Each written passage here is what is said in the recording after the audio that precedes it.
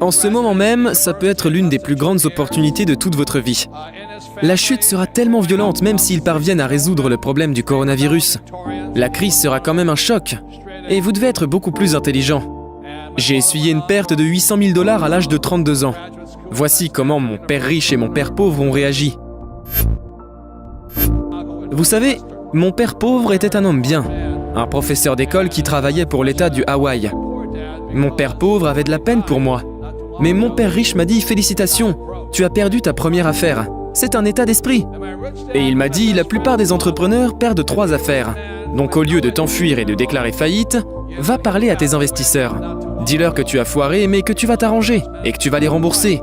Et va réparer ce sacré business. » Donc au lieu de m'enfuir et de me cacher comme certains de mes partenaires ont fait, et ce n'est pas une histoire hawaïenne de portefeuille velcro, soit dit en passant, j'ai dû faire marche arrière et chercher les erreurs que j'ai commises. Et quand mon entreprise s'est remise sur pied, j'ai commencé à rembourser mes créanciers. Et j'ai continué à les payer quand l'affaire est devenue un succès. J'ai donc appris de ma chute. Plus que ce que j'ai appris durant toutes mes années à l'école. Dans la vie réelle, les gens qui commettent le plus d'erreurs sont les plus intelligents. Quand une personne lambda achète une maison, elle se dit « Oh, j'ai un patrimoine ».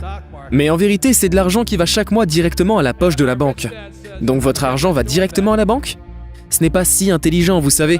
Je veux que l'argent vienne de la banque vers moi, mais à la place, il va à la banque et il est utilisé pour acheter des actions, ou dans un fonds mutuel d'obligations.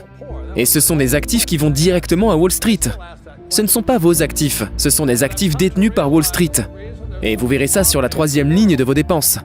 La première ligne, c'est les impôts.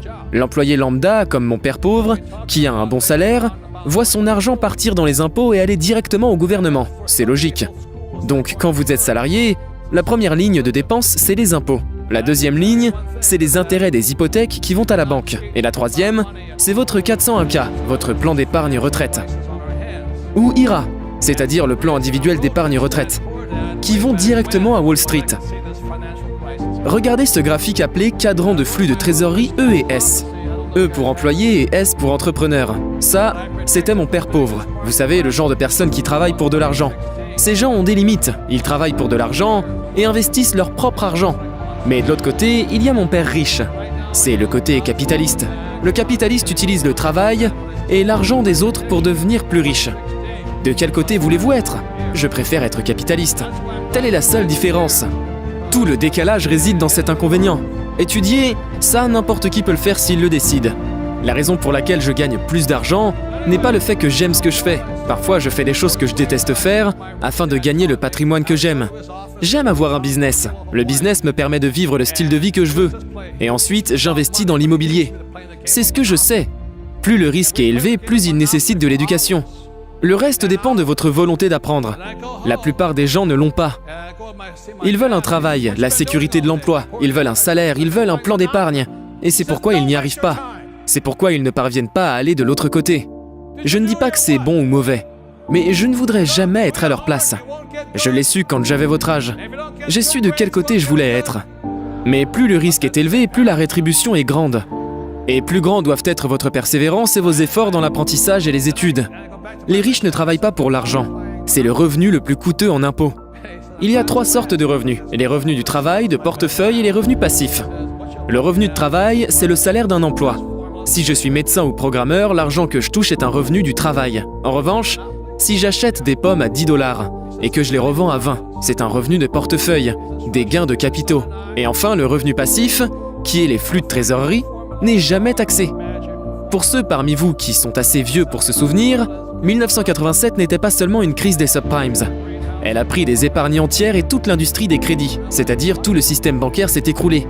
Les épargnes et les emprunts ont tout simplement disparu.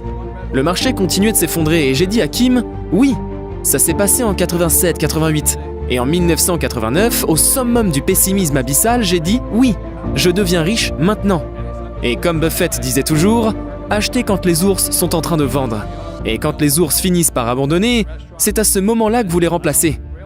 On apprend plus ou moins rien à l'école. En effet, vous découvrirez qu'aller à l'école diminue votre aptitude à devenir riche. Ça va à l'encontre de ce que tout le monde vous dit. Allez à l'école, trouvez un emploi et vous gagnerez de l'argent. Ça a peut-être marché il y a 1000 ans, mais ça ne marche plus aujourd'hui. La première raison pour devenir entrepreneur, ce n'est pas l'argent. La première raison pour devenir entrepreneur, c'est le développement personnel.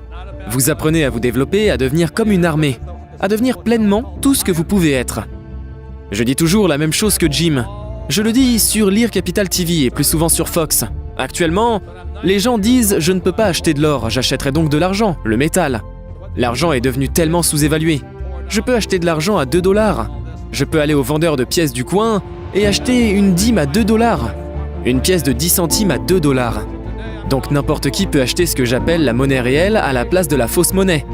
En 1971, le dollar américain est devenu une fausse monnaie, quand Nixon a décidé de nous faire sortir du dollar convertible en or.